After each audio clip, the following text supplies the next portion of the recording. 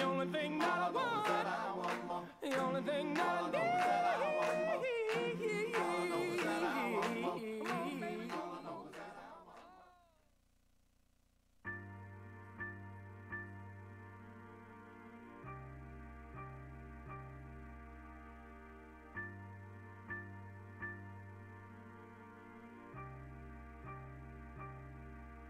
I still got plans that I never spoke, a lot of rhymes that I never wrote, a lot of dreams that I never lived. But if I think about it, then I mean I really did, just not yet. I used to wish that I was here now, smooth sailing on my own boat. I'm about to jump up on another plane, right before I take another toll. It's all love. If you here, you done been through it. It's your business if you into it. If it ain't mine, I ain't into it. So I don't care what you meddling. You can say what you peddling, cause they easily influence. I'm about to take another long drive. Good afternoon. You're listening to Cannabis Corner on WNHHLP 103.5 FM, broadcasting live from downtown New Haven. We are also streaming live on TuneIn Radio and NewHavenIndependent.org. You can also find us streaming live on Facebook Live. Just go to facebook.com/New Haven Independent, or just go to your Facebook page and look us up and then see first. And you can catch up on all the great shows we have here on WNHH throughout the day and throughout the week. But right now, we're here on Cannabis Corner. So how's everyone doing this week? I am doing great. Yeah, we had a wonderful, wonderful week, all the way through into the weekend. I really think starting from Thursday on, we just had some great events going on that were all, I feel, very, very successful and all helped up the profile of cannabis here in Connecticut and also brought the community together and exposed the community to a lot of different people who might not have known about us before. But, I mean, I guess we could start out with Thursday night, Kebra. We had that wonderful event. Lou, you were there at the Science Center. Oh, yes, yeah. It was Tell amazing. us a little bit about that, because you were really heavily involved in the preparation of that and the planning, and then you were involved in the real. I didn't even get to see the cannabis. You didn't? No, I was working. What? It was a I was making money. spectacular Oh, sight. well, hey, nothing wrong with that. I Nothing really wrong with that. enjoyed heading down there. Thank you again, Kebra. That was awesome. Oh Yeah. yeah, it was really cool to be a part of. I was contacted by the Connecticut Science Center late January because she wanted me to consider coming and talking about cannabis, and we weren't really sure about how we were gonna do it, but she wanted to do something focused on the science of the plant. And so I went to their to their last event, which was in February, and it was Your Brain in Love. And I was so excited. I was like a kid running around there. So like this entire, for the last few months, I was like excited about this night. So we had envisioned having cannabis colas, buds in different forms, wet and dry forms, and looking at them under microscope so everyone could visualize the trichomes. But we were like, how are we going to get am I going to have to illegally smuggle some cannabis? And luckily, I reached out to the DCP commissioner and I told her what we were trying to do at the Science Center. And she was really excited about the potential and put us in contact with the Drug Control Commission. And they oversaw, they agreed and they oversaw the transport of the cannabis from one of the 4 grow facilities and oversaw the entire night.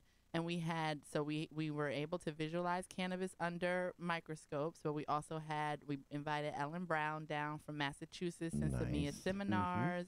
And she taught, like an intro to cannabis and some different things about the stages of the flower and all that stuff, and it was great. And then you guys were able to vend upstairs. Yeah, it was fun. And had your products and services. There was Will from Topstone was there. Go-Go Joe's was there. Cushley was there. Who else? Ricky D had a showing there. Yeah. And then there was another barbecue place for lunch, which was absolutely awesome. The was food good? was great. Okay. I didn't get to eat. There was a bourbon tasting as well downstairs. So it was I think Beer it was a beautiful. I didn't tasting. get down there. Yeah. I didn't get anywhere, but you know what? I still had a good time. And then they had people who were selling, so it wasn't just cannabis or products or services around cannabis. There were just like people there was these guys and they make something soil or something. Yep, and they there had was these a soil mix back yeah, there. yeah, There they was had a these hydro huge growing. plants. Yeah. There was a Yes. hydro growing station. There was also a backyard chicken lady. She wrote a book about how having the symbiotic relationship between nature and chickens. So that was her thing, and that was she had 2 chickens there Listen, with her. Can I tell a quick story about me and chickens? Yes. So when I was in high school, I've always been like a science geek nerd for real. So in our microbiology class, we basically, had some eggs, hatched them, but from like, we put them, put the what I'm saying? Right, the science the sperm class, of the put it all egg, and we made it together. an egg, and then Yeah. we grew it. Yeah. And once it developed into the chicken, like we were sending them to a farm, and I just knew they were gonna go to the farm and kill them. Get eaten, yeah. So I smuggled my chicken home. and I bet Mom loved that. and I kept it in the basement. And when I tell you that chicken was the loudest, stinkiest chicken animal I ever seen in my life, I was like, oh, you're Deuce's chicken. Like, I should have left. But we ended up bringing him to a petting zoo kind of place. Okay, so he got they to didn't, hang yeah, out. he didn't get killed. But by the end of the time, I was You like, wanted oh, I'm to about kill to him. fry you, chicken. They do stink. Yeah, oh my God. And they're loud. Like, oh, it was just everything was noise. But anyway, that's my chicken story.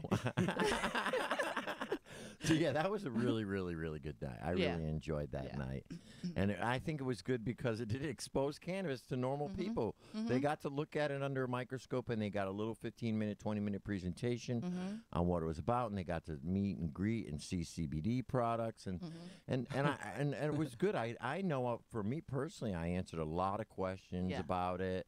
It was a brand And- new audience. Yeah. And it I think was. that's important. And people were genuinely like surprised that we Yeah. had the cannabis on site and were really excited to look under the microscope. So it was really cool. I mean, people don't. That's one big step in normalizing the plant. When people who have been taught all their lives how evil and bad it is get to actually look at it. It's no, that's not so evil. That's kind of pretty. It's kind of pretty. Yeah. Yeah, exactly. You know, so I mean, I think these kind of things are really, really great. And I just want to mention too my fashion for the night. My little green off the shoulder You look dress good. You do was look good. popping. You look good. Kebra, you were doing your You're the thing star all of the weekend. show, Kebra. All weekend, you No, stole just, the I'm show. joking. But now I really liked my dress. I felt like I was like fresh and green. You know what I mean? You were. We had a good time. Yeah, Yeah, we we did. And then you we- both look so handsome. Oh, you know, thank I'm you. so Yeah. glad to represent with you guys. And It then was so much fun. it was good. Friday was a nice Day, ramp up prep day. Prep Yep. day. Yep. Saturday's conference was amazing. The Oh first my annual cannabis goodness. conference at the Omni Hotel was off the hook. And Omni did a great job hosting Yep, us. they did. Far exceeded our expectations. Yes. The cannabis community really came out. What impressed me was not only the way the event came together very smoothly, but there was so many new faces there. Right. That's what I like to see. I mean, we had the normal people that we had invited, and the people that were speakers, and the people you see at a lot of these other conventions. But along with them were tons of new people, new faces I had never seen before. People who were really, really interested in the industry and just the plant itself and learning about the plant. I looked in those workshop rooms, and they were full. Packed. each packed. and every time. Yeah. And the banquet was fun. The keynote speakers we were ran right out on of point. seats at the banquet. We ran Like, out of food. It was amazing. Well, we didn't run out of food. We now. sold out. Please don't tell them rumors about me. Uh. I hate the idea of ever running out of No, food. no. No, we we did didn't. sell out. We did sell We out. did But we sell sold It was out. awesome. Some people Uh. maybe wanted steak salad and ended up with Chicken. manicotti. Yeah, or and chicken I or had, something. that happened but- at my table where they had to take what they could get. Right. It but was a It was a good great, food anyway, either way. It over exceeded the expectation. And Absolutely. It was absolutely Absolutely. beautiful. Thank Absolutely. you, New Haven, for yes. coming out and supporting us. And Yep. Because I think we looked at statistics in the sales, and New Haven was most definitely our number one area from which people bought tickets. So we thank you for supporting. And you were talking about new faces. So I got to see a lot of faces that weren't necessarily new, but I never saw in person. So like people who I've been interacting with on Facebook or who started following, you know, our stuff. Yeah, me They were too. like, you know, I've been following you guys for a while, and now I finally get to meet you and, you know, be here and see things. And so it was really, really I have cool. one small anecdote about the whole thing and how and me too. Passes, how the world passes. Yes. As I'm walking up to the ticket registration booth, greeting our guests coming in, I see one random face that just looks super familiar, in all honesty. Yes. I probably haven't seen this face in 15 years, bare minimum. I was probably 13, 14 last time I seen this guy. Mm-hmm. And he looks over at me and he goes, I think I know you from someplace. And I said, I think I know you from Brooklyn. He goes, yeah, I'm from Brooklyn. Okay. Brooklyn was the second number one place that we had tickets. Isn't that amazing? Brooklyn. Yeah. And was he still in Brooklyn? He came from Brooklyn? Brooklyn? In Brooklyn. Came from Brooklyn. And I go, you were in my older cousin's middle school with. And I remember you guys walking me to school as an elementary kid. And he goes, yeah, Stephanie, your cousin. And I said, holy shit. He goes, are you here with any of these companies or something? I was like, yeah, something like that. You know? I am the company. But it was a good time. And it was great to see that worlds cross over. So someplace from 20 years ago looking to join the cannabis industry, you know, and it was awesome. And it was awesome that they came so far. And it was, thank you to everybody. It was a great event. Yep. And people, it just was amazing. I know we have a caller coming in, so. I think he's just calling in right now. Look at that. Well, that's good because that'll lead us into the rally. Yep. And Connecticut Normal had something to do with that. So we could talk about the rally next and then we'll go back to the conference after we get off the phone, Paul. Because I have a story to share too, a little anecdote. So who do we have on the phone here? Hi, this is Paul Kirchberg. Hey, Paul. The dabbing dad. Oh, boy, they love Thank you. Thank you for having me on.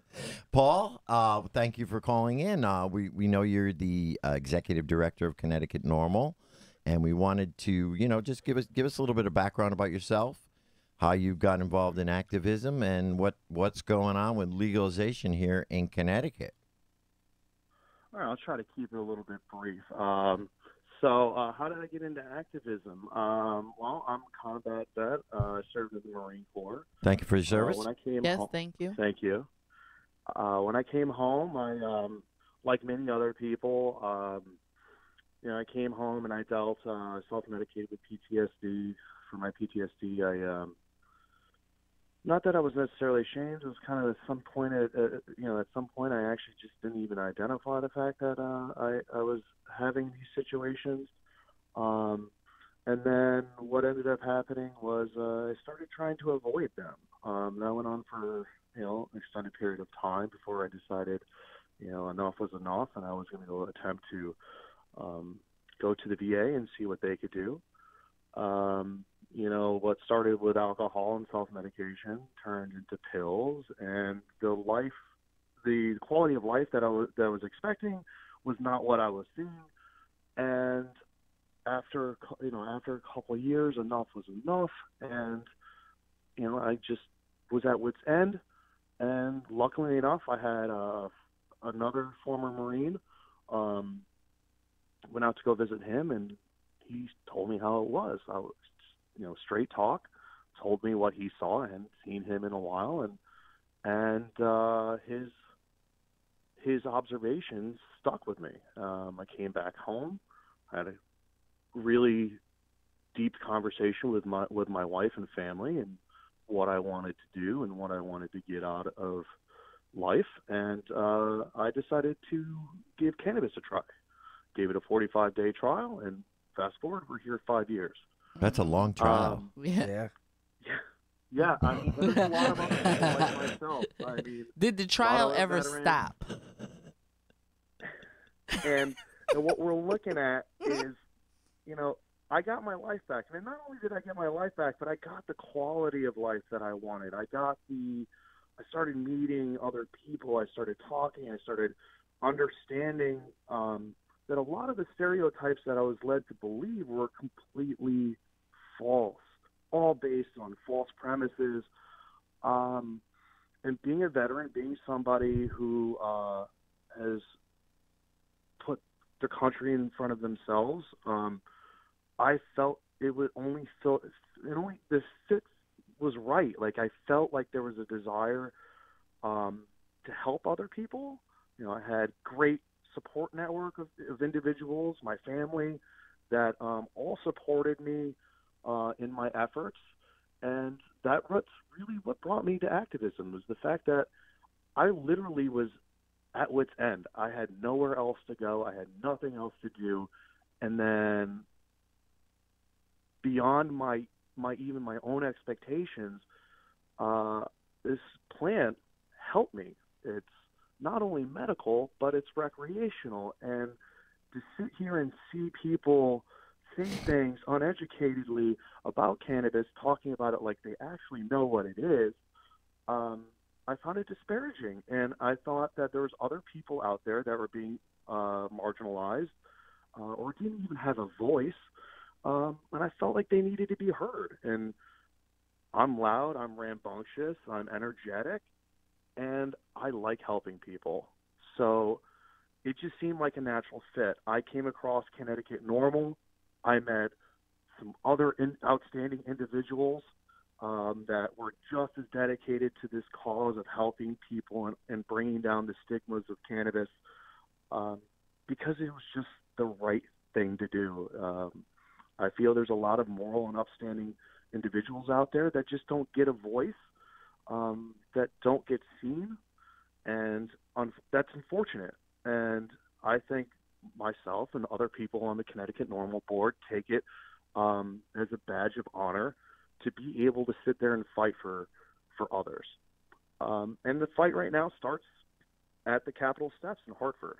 Right. I mean, no, it's been an honor to work with you, Paul. You know, we've done a lot of great things with Connecticut Normal, along with the rest of the crew, throughout this. Yes, we have. I would say, what do I call it? Legislative season. We did a lot of prep, having the gubernatorial debate, Christmas party, and then running right in. Going to all the hearings and everything. Everything that we've done leading all the way up to this rally on Sunday that we just had has kind of all been a group effort, led by you and, of course, all the other people that get involved in Connecticut Normal. And I think a lot of what has been done has brought us to this point where we are today. Today, Monday the 7th, where is legalization standing in Connecticut? And what the heck are we going to do to get it voted on? Because it seems like Connecticut Normal has done almost everything it can do. We have 3 days left. Now, what can the people do to get out there and get these legislators to vote on this bill? And tell us a little bit about the history of the bill and what we got to do next. Okay, so we have House Bill 5394. House Bill 5394 just actually passed committee for the first time. It's the first recreational cannabis bill to pass state committee. Yes. So we were lucky enough. We had a committee that has the foresight and the dedication to really put Connecticut back on the right path. We just need more people to know about this bill. We need our legislators to act on it. Like you said, we have 3 days left until the end of regular session. That's May 9th. We cannot guarantee that this session is going to continue after May 9th. So what can we do? There is a call-in number. Joe, I don't know if you actually have that available for you. I do have the Democratic Normal. and the Republican call-in lines. I do. I can put those out there right now. And I have Era Simowitz's number. Okay, so we can say Perfect. I have them. You want me to put them out? I can put them out right now. If you want to call the House Democrats, it's 860-240-8500. And if you want to call the House Republicans, it's 860-240-8700. Kebra, you have our Simowitz number? Well, it's the same number. You just asked to speak to Ara Simowitz. Okay, and So the Paul, now, 860-240-8500. And today's a call-a-thon, I believe you guys have going on, right? yeah, Call- is there an initiative from MPP today, Paul, that I was hearing about for everybody to call Yes. their reps? There's an easy way to do it, right? There's an easy way to go actually about it. If you actually go, you can like on dabbinDad.com. That's DABBINDAD.com. If you go there, you can look on the front page. There's going to be 2 major posts that just happened today. One that just recently went up within the last hour or so, and that last one is actually the call-in, which is being organized by a group called MPP.org. Right. From D.C. Marijuana Policy we have Project. Becky Dansky, the representative from MPP, who's helping us here in Connecticut push for legalization, has set up a system where you can actually go in, make a phone call, and you can reach your representatives. You can let them know how you feel about cannabis legalization. Right, and it's very simple. That really One button. brings us back to the circle round of what people can do right now. Yes. Being the fact that we only have 3 days, less than 3 days, technically, Right. to get this through. What we need from the public is we need the public to reach out and contact their legislators. Right. We And need mostly just people House to right let now. their legislators know where they feel about cannabis, how they feel about it, and that they demand or just representation. They need assistance from the legislators, not only to tell House Speaker Simowitz that they need to call House Bill 5394 to a vote before May 9th, but Which is we in also 2 need days. we also need residents to tell their legislators to vote yes for House Right. Bill 5394. Right. It's very imperative to you can have support for the House bill, and that doesn't necessarily mean that a legislator is going to vote yes. They could abstain, they could have a no vote, they cannot show up. There's a multitude of reasons why, but we really need to understand where our legislators, our representation, are actually standing. You can be supportive of cannabis legalization, but unless you vote yes, you're That's not right. truly supporting. That's right. We need legislators to stand up to represent their districts so that we have fair representation. Because if I know- 71% of the state are pro cannabis for adult use, Then 71% of the legislators should Absolutely. be. yeah. It just Yeah. makes sense, right? Yes. It totally makes sense.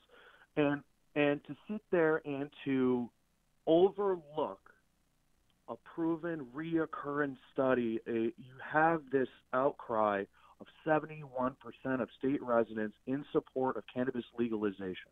hmm 71% of your population is too much to overlook. That's We have two-thirds. these legislators who are looking in November to be reelected. hmm We need to understand where they stand, where they have voted, and we need to understand their beliefs. Because come November, if you believe in cannabis legalization and your representative did not support and vote yes for cannabis legalization, you now know how they stand. Right. And Right. now you know where you need to place your vote. And Paul, understand that this is part of the reason why it is not being called to a vote. They do not want to go on the record as voting no for this, no more than they wanted to go on the record as voting yes for tolls. And understand that's part of the underlying reason with these legislators is this whole reelection thing and worrying that a no vote on cannabis is going to cost them votes just as much. And especially if they put this to a vote and it doesn't pass, then people are going to be really upset at the ones who voted no. Mm-hmm. Yeah, and you know, Yeah. and at this point, they need to lay their pride aside. Put it up for a vote, because that's what it is. They're trying to save face. They don't want to. Yeah. They don't want to You know, so- present something and then they fail. Yeah. It happens. We're failing every day around Right, here the because of the tolls choices failed. that they've made. Yeah. You know, so this is our one opportunity. Casinos passed. Oh, Yeah. it did. Oh, Yeah. yes, they did pass. So tolls didn't pass. Casino passed. They didn't Now- even bring tolls up for a vote. Nope. No. So now, why wouldn't they bring up Logic cannabis, you just know? states. There is Mhm. just logic. That cannabis should be next in line to vote on. So, Paul, there was a big rally there yesterday at the Capitol. Let's we got talk tons about of it. news Thank coverage. you, Paul. But Yes. yet, Kebra and I both saw a story this morning where they were talking about what the legislators had to vote on, and they didn't even mention cannabis. So we're wondering if the media is also trying to like keep it quiet too in favor of the legislators, because we did get great coverage on that rally. The news stations covered it, but today it's like it's gone. They didn't even mention it, that it was up for a vote. Mm-hmm. We still have like I said, 3 days. And again, to me personally, zero action on this equals Zero the results. wrong type of action. So if you're not going to stand up and say, hey, we have a way to get more revenue into this state, and it's based on choice, who is not going to support that? Right. You don't have to consume it. Right. No, If I you don't want can't. to. It's not meant for everybody. Yes. However, it's just a choice. Yeah. It is a choice. And if It you gives don't somebody consume- a choice to a safer alternative, and you cannot dispute that it's not safer than alcohol and tobacco. That's right. There's studies Two prove things it. that are completely legal in this state. And the other part of that is if you don't consume, but this is still a business opportunity. Like I can make, It's a huge I business can make opportunity. blood pressure pills in a pharmacy and not be on blood pressure pills. You know, like people always act like the two have to go hand in hand. This is an opportunity for people to also look at it in a professional business, from a professional business aspect. Everybody's just talking right. about smoking. Like this is not what it's about. Right. Yeah. When That's people talking about the potential revenue generation. That's on retail sales, 180 million. And to be honest, I honestly think that's a conservative agree. mark. I agree. They're not counting the ancillary businesses, the fees they're going to But collect. you're not thinking ancillary. You're right. You're right. You're not thinking of packaging. You're not thinking of labeling. You're not thinking of marketing. Services, you're not thinking about product classes, placement. You're not thinking education, about technology, community delivery. involvement. Right. Real estate. We could go on. Yeah, it's Yeah, anything really. that Transportation. All these other markets are standing to make hand over fist. Just I mean- look what the craft beer industry has done in Connecticut since they opened it up to people being able to brew their own beer and start their own breweries. I don't know how old you are, but when I was growing up, it was Budweiser, Miller, and a few select beers. They opened it up to the people being able to do it, and look at the industry it's created. The cannabis industry could be double or triple that. You know, look at the breweries Agreed. that are opening up and everybody. Now, these are all new businesses that did not exist before that are employing people. I know you guys, beer isn't as bad as alcohol, but I'm just making a comparison. You know, beer, it's an industry that people, it's a recreational thing. You know, it's And the truth of the matter is, it's so Historically, different than anything else. Yeah. Like, it's not, beer isn't also a medicine. You know, like, No. I just don't understand the resistance at this I point. really don't. So- Because, I mean, I don't either. And then on top of it, like, again, your restrictions, you know, we should be allowing home grow as Oh, well. absolutely. Not only, if not necessarily if you're not going to pass home grow for recreation, you definitely need to pass medical. Home grow for rights medical. for medical patients. Right. Because you cannot consistently have a medical program that is going to be able to provide the medication that is required by an individual patient all the time. oh, there's At an shortages. affordable Yes, it is. rate. And at an affordable rate.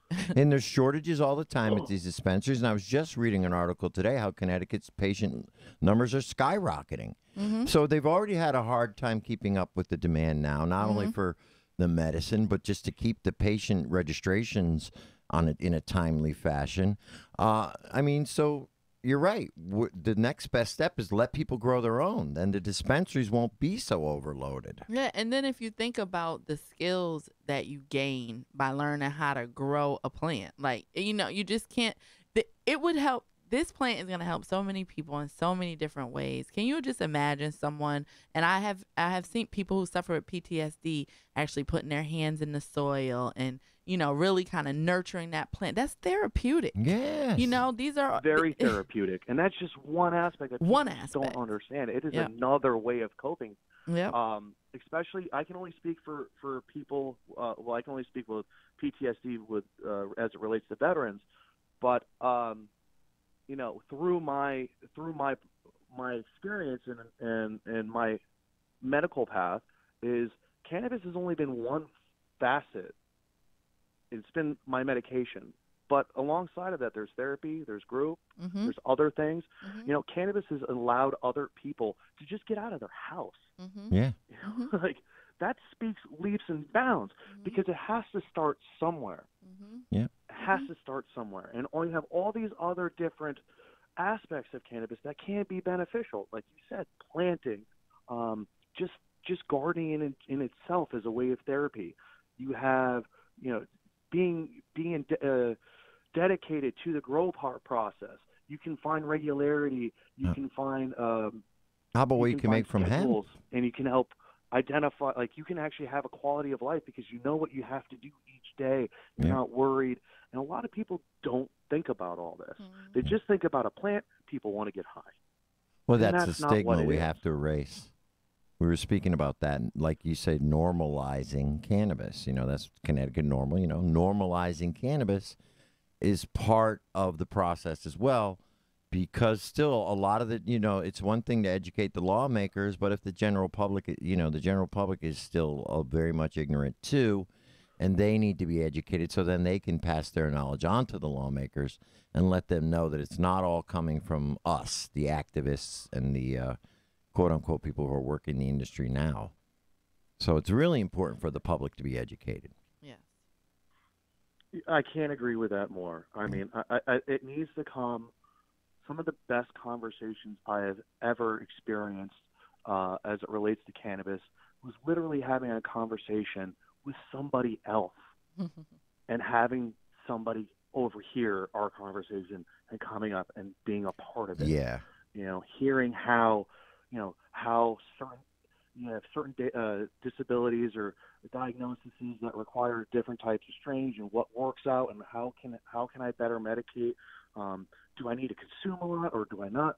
What we found is that you don't need to get impaired even when you're using it medically. It's not necessary. You use what you use. You are the best person to understand how your body works. That's right. The best plan to ever go out with anything in relation to cannabis, just go slow, small and slow. Nobody wants you to have a bad time. Nobody wants you to have a negative experience. Right? It's just like alcohol. You don't expect people to go out and binge drink. But they do. You expect people to be responsible. Yeah. But there seems to be this. Away. There seems to be this overlying kind of like attitude that cannabis consumers, people in the cannabis, are all criminals. Criminals, yeah. Yeah, like we're gonna grow these plants and just to sell 'em. become drug dealers out in the world. Yeah. I mean, I just don't understand. These are the stigmas we have to erase, and I think the more and more people meet us and see us out there and say, "Oh, these are normal people. They're not criminals. They're not trying to rob me or sell drugs to my kids." They're really out here because they believe in this plant and they believe in the medical, and they've actually told me some things that I didn't know before. And that's just getting out there and spreading the word. Because you're right, that is the worst thing, and that is one of the reasons they don't want to let people home grow. They're afraid of diversion. Yeah. Why? Why do seriously? Do you worry about the home brewers selling their beer? Do you worry about the people who grow tomatoes? Yeah. No, but these cannabis people are criminals. So, but anyway, Paul, we have to wrap this up.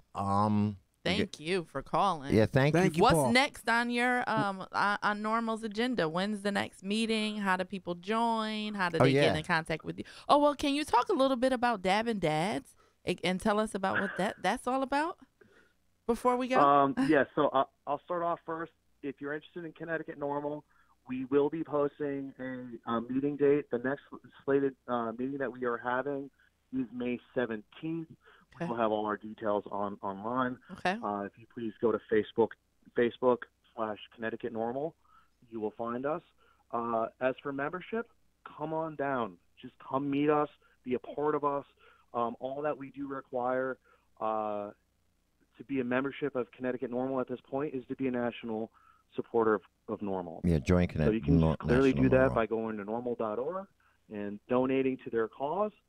They'll give you, depending on the rate or on how much you donate, you can get a pen, but they'll give you a little printout. You just show us that, and you're good to go. I got a We T-shirt. don't require Yeah, I was gonna anything say I got a up T-shirt. front to be a part of Connecticut Normal. We want the community to come out. We want people to be involved. And again, the monetary donation is like $20 to Nationals. So it's not significant.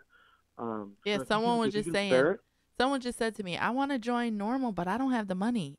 And I was like, "What? No, like don't let that stop Never. you. Yeah. You know, yeah, any don't of let our that stop you. organizations." All it is for voting. I mean, to be honest with you, through our bylaws, in order to have a vote for membership, we do require that there's a national donation made. But again, that's not annual. Right. So It's one time. Yeah. if you just want to come out and support us and be Yes. a part of it, we will accept you with open arms. Yes. We love having all the help that we need. We like-minded people, and we're looking here really to make an impact. Yes. We're getting people off the couches and onto the streets. Perfect. We want people to get out. We want people to be proud in their communities. We're bringing communities together. They're diverse.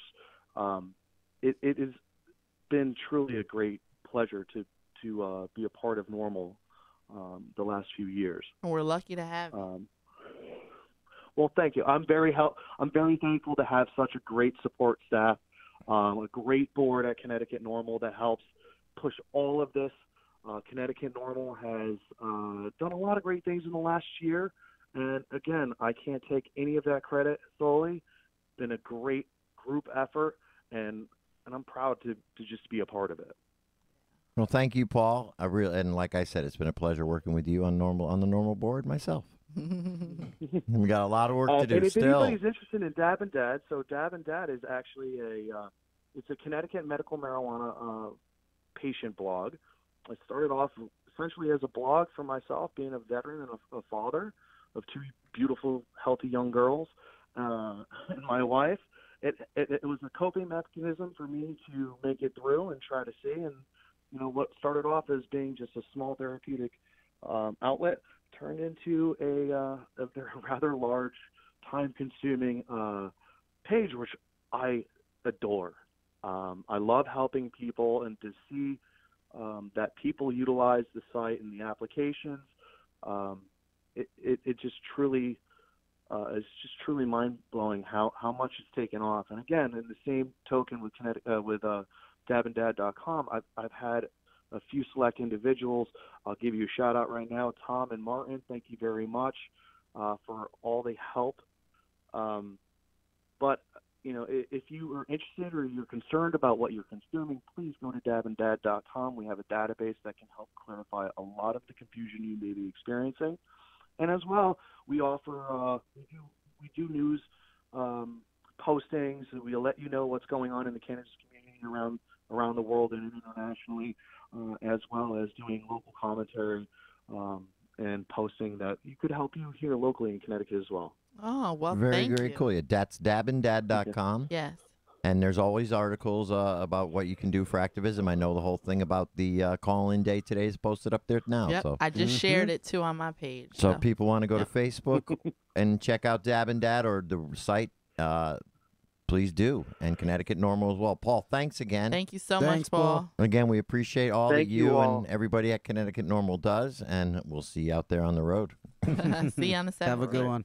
All right. Enjoy. All right, Paul, Two. thank you. All right, you're listening to Cannabis Corner on WNHHLP 103.5 FM, broadcasting live from downtown New Haven. We are streaming live on TuneIn Radio and NewHavenIndependent.org. We're also streaming live video on Facebook Live. Just go to facebook.com/New Haven Independent or go to your Facebook page and look us up. All right, we paid the bills. Now, we're back to that was great. Paul is a great guy. Like I said, I've had the pleasure of working with him at Normal, and I really think the team that we've put together there is really probably one of the best that I've seen. And even some of the older people who actually helped get medical marijuana put in have said the same thing. So, it's been a pleasure working with Paul and all the great things Normal does, and MPP and all the great people that have really helped get legalization this far. And we're so close. Yeah. It's like being able to see the stoplight that you need to turn at, but there's a traffic jam. I And you call that can't Close quite Mighty get to Park. it. Right. Close Mighty Park. Yeah, and you can't get to it because of the traffic. But yeah. So anyway, we were back. We were talking about the conference, and you know some of the things that went on. And you said you had a little anecdote that you wanted to share. Yeah, it just was interesting to me. So one of the conference participants sounded just like I did. So at my very first, it wasn't a cannabis conference, but it was a cannabis event that I had gone to. I think I tell this story a lot, that I walked in and I was like, you know, I'm going to own a dispensary. And that was kind of like what I had gone there with the intentions of. But after I worked the room and interacted and watched the panel, I was like, oh, wow, no, I could actually do something as a nurse. And then maybe I could do this. And like it just brought all these ideas. So someone at the conference came up to me and she was like, you know, I came in here thinking one way and one thing. And this is my first cannabis conference. But now I think I want to do this and I want to do that. And so it really just sparked her her imagination and her ability to kind of feel like this was possible. And so I was glad to see that, because that's exactly what, when we envisioned this conference, what we wanted it to be. What we wanted it to be. Yeah. Right. Yeah. I thought it was the perfect blend of exhibitors and workshops. And they all kind of, it was cool that we were having workshops and exhibitors in the same room. They all, you know, the space was just perfect for what we needed, for the size of the conference. Everybody fit in, but it wasn't too crowded, but it was crowded enough so that it was packed. Right. You know, and so you couldn't have been more pleased. Couldn't have been more pleased. Yep. And it was a great introduction to the cannabis industry here in Connecticut. Yeah. It really was. It was like, really well represented. It's unfortunate that we didn't get media coverage. We didn't get anybody from any of the papers to come. No. And it's unfortunate because we really put on a professional... Somebody's on the phone call. Okay, but well, I'm going to finish my sentence, and then we can answer the phone. I don't have but it was scheduled. like, it was something that we put on a professional conference. There were no issues. It was beautiful. There was no consumption on site. It was all about the business of cannabis and the community of cannabis. And Leaders Conference, Leaders Lunch, it was absolutely beautiful. It was one way to show that the industry is not what your stereotypes might be, and that it is a viable place to work and play. Yes, and we had our keynotes from Jonathan Harris, who did, he really talked about the medical program. How it got started, the history, all of it. All the way from Jody Rell vetoing the first one. Exactly. And that was, He's some been in new the game information. A while. Yeah. He was a senator. Yes, and then Chanel Lindsay gave us our second keynote of the day, and she just talked about, what her challenges as an activist in Massachusetts, and encouraging us to continue the fight here. And then Dashida Dawson and all her fabulousness. She closed out the conference with the final keynote. But we had a masseuse. We had everything. We had everything. So. Yeah, it was really good. And then we capped the weekend off with a rally at the State House. The rally we all was participated amazing. In. Yep. It was we a lot had of fun. some of the best signs. Let me read a couple of these signs because they were pretty cool. But the first one really touched me. It was a handwritten sign, and it was by our vet, Jim Preston.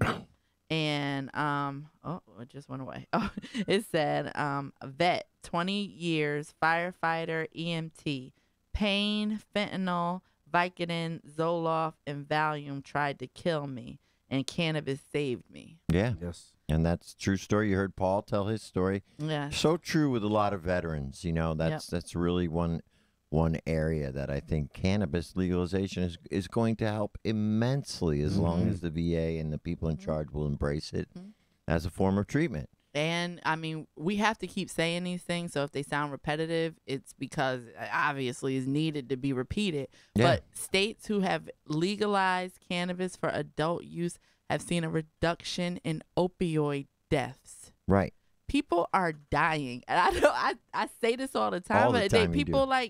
Ignore the fact that people are dying From these medicines.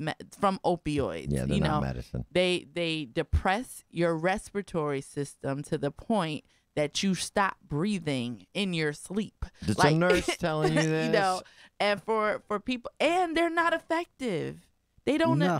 They don't. What they do is they block your brain from feeling the pain yeah. for a moment, but they do nothing for what causes the pain, like inflammation, like No. Nope. you know.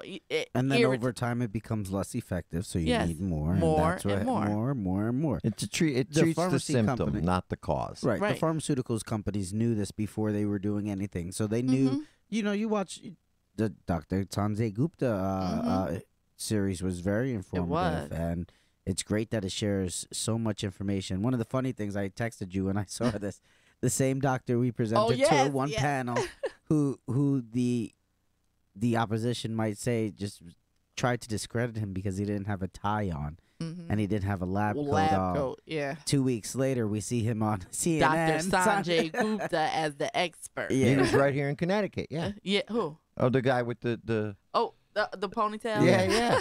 Right, and all doctor. of a sudden, Yes.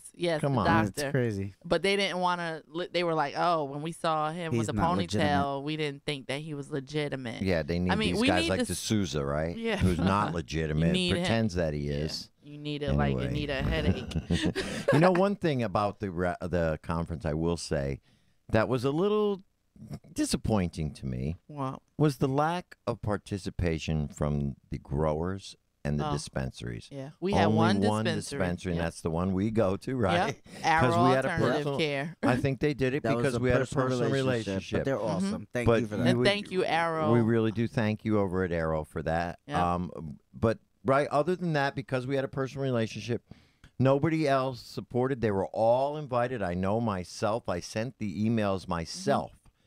They were all invited and not even a response. And that Well, let's think about that for a minute. Then. You know, why would a grow facility not want to participate in a conference that is teaching people how to start their own grow facility? well, maybe they're looking for people who want to work there, new innovative, employees. No, I'm saying they don't want. They That's didn't what want I'm to support saying. us because They're they not didn't want us looking to for- give the They're not word looking out. at We it didn't the want right us to way, share though. the information. They should look. I get Joe. What I understand. Yes, and what I they understand should what you're see saying. That That they was- should be looking at it Yeah, that way. They but should they're be, not. but they're not. looking at it as competition, and it's more of a bully. I'm going to be mean and say that it's Do it, more do of it. kind of Yep, a you bully might- yeah. tactic. It is what it is. You know, we have that monopoly with 4 grow facilities, so now you're not even able to keep up with the demand of the medical patient. And they don't want home grow rights because they're scared that that's not going to allow them to do anything. They're To going to take make a hit. money. It's about money. This is a huge money grab. So with them being the largest portion of the industry, why wouldn't they be looking for their next employee, their next talent? The Yes. smart thing to do would be, these are the people who are looking to be in the industry. Instead Let's of partner with let's them. pull them Yes. in, you know. And even as an entrepreneur, I would say they're the ones who are looking for the next product. Yeah. If you have the 4 grow facilities and now there's 6 bakers coming in and saying, hey, we are edible makers. We have this, and this culinary background, education, nutrition background. Right. And why don't you hire us instead of waiting for legalization to come? I'm going to take all your business. And other states are offering incentive for big business to give, a 5,000 square Micro foot loans, space, yeah. or 1,000 square foot space within their building to people to grow. And then they share. It's a cooperative. co-op thing, yeah. This is the problem with, society in general, but it seems to be a real problem here in Connecticut. People are so afraid of competition. My competition, we invited Yes. to Yes, the we conference. did. And I highlighted them because we all can work together. Yes. They do medical marijuana certifications, and Right. so do I. They're but not guess in the what? same area. They're see. not in the same area. Even if they were, I want to get people That's right. certified. Let's I want get to 'em get in. people safe from prosecution. Like, so whatever. Let's Yeah. do it. Yeah. I might not be for everyone, and that's fine. So I'm getting a 2-minute warning from Harry already. It's been a great show. Time's Yes. been passing. Yes. So what do we got to close up the next 2 minutes? We'll each go around. For me, I want to just spotlight that people need to call their legislators. The Democrats are 860-240-8500. The Republicans are 860-240-8700. You call them and tell them to vote on HB 5394 and to vote yes. And if you want to email them, you can go to cga.ct.gov and there's a tool there. You can find your legislator and email them from there. Lou, what do you got to wrap it up with this week? I want to tell you guys thank you very much for this amazing journey we've been on.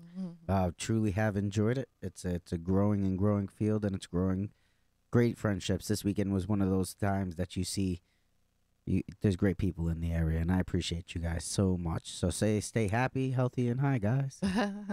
And I want to say to all my Facebook friends out there, I need an office space. Yes. So if you have an office that has 2 rooms in it, because I need a private space for people to meet with Reception the clinician. area, right. So a reception area and an office. I need it. And I want to be in New Haven. And I want it to be reasonably priced. And I want it to be, Kebra-ish, cannabis consultants of Connecticut-ish. So if you have some space that you'd like to consider with parking, please inbox me or Joe or Lou. We'd really appreciate it. You can find us right here on the New Haven guys. Independent. Search us out on Facebook. And we will see you all next week. By then, we'll know what the fate is of cannabis legalization. You can catch me on Weed Wednesday morning. Maybe all of us will be on this week. It is the last day of session, and I'll be on point that day. All right, guys. Thanks. All right. Bye, guys. I'm about to take another long drive, cause it helped me get a clear mind. So while you staring at your watch, I'll be looking at the sun. Yeah, I'm moving on real. I used to wish that I was here now. Smooth sailing on my own boat. About to jump up on another plane, right before I take another tote. I used to wish that I was here now. Smooth sailing on my own boat. About to jump up on another plane, right before I take another tote. I used to wish that I was here now. Smooth sailing on my own boat.